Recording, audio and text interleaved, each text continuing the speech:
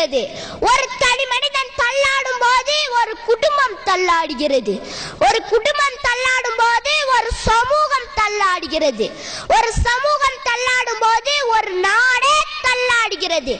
அப்படி ஒரு தள்ளாட்ட நோயால் நம் நாடு சிதைக்கப்பட்டு கொண்டிருக்கிறது. இந்த நோய்கள் மட்டுமா? பாலம் கட்டிய நோய், பருப்பு இறக்குமதி நோய், சுடுகாடு கட்டிய நோய், மணற்கொள்ளை நோய், மாட்டுத் தீவன நோய்,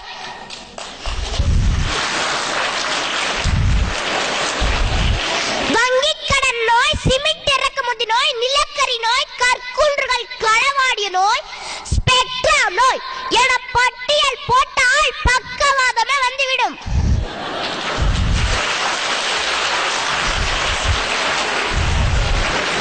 வல்லரசாக வளர்ந்து கொண்டு இருப்பதாக வார்த்தை பந்தல் போடப்படும் இந்த மண்ணில் இன்னும் 20 கோடி மக்களுக்கு இரவு உணவு இல்லை.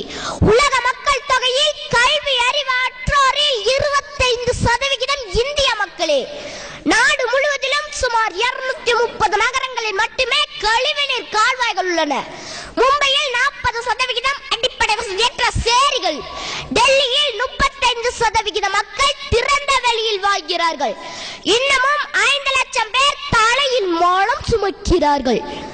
ஒரு பக்கம் பசித்தவனுக்கு உணவில்லை, இன்னொரு பக்கம் 50 மில்லியன் டன் உணவுப் பொருள் சேமிப்பு கிடங்கில் பயன்படுத்தாமல் வீணாகிறது. வறுமை, வேலையின்மை, கல்வியின்மை, அடிப்படை சுகாதாரமின்மை, நல்ல குடிநீர் இல்லாமை, மோசமான சுற்றுப்புற சூழல், நோய் என திரும்பும் திசையெங்கிலும் சமூக நோய்கள். இதோ ஒரு புது கவிதை. வாயில அழுக்கென்று நீர் எடுத்து கொப்பளித்தேன், கொப்பளிக்க கொப்பளிக்க வாயும் ஓயாமல் அழுக்கும் போகாமல் உற்று பார்க்கிறேன், நீரே அழுக்கு. அழுக்கு நீர் எடுத்து அழுக்கு நீர் எடுத்து 1000 முறை கொப்பளித்தாலும் வாயலுக்கு போகாது.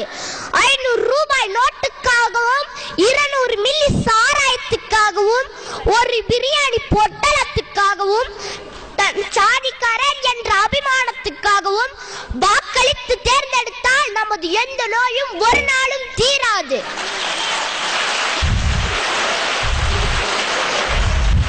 சாக்கடை என்று மூக்கை பிடிப்பதால் அசுத்தம் நாற்றம் போகாது. அடுத்த தலைமுறைக்கு ரோல் மாடலாக காந்தியும் நேருவும் காமராசரும் தான் இருக்க வேண்டும் என்பதல்ல. மாணவர்களாகிய நாமே அடுத்த தலைமுறைக்கு ரோல் மாடலாக அரசியலில் இருக்கலாமே.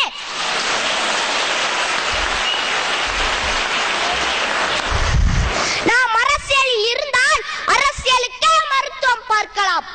அரசியல் மட்டும் ஆரோக்கியமாக அமைந்து விட்டால் சமூகத்தின் சகல நோய்களுக்கும் மருந்து தானாகவே வந்து சேரும். மக்கள் அனைவரும் நோயற்ற வாழ்வுடனும் குறைவற்ற செல்வத்துடனும் வாழலாம். நன்றி, வணக்கம்.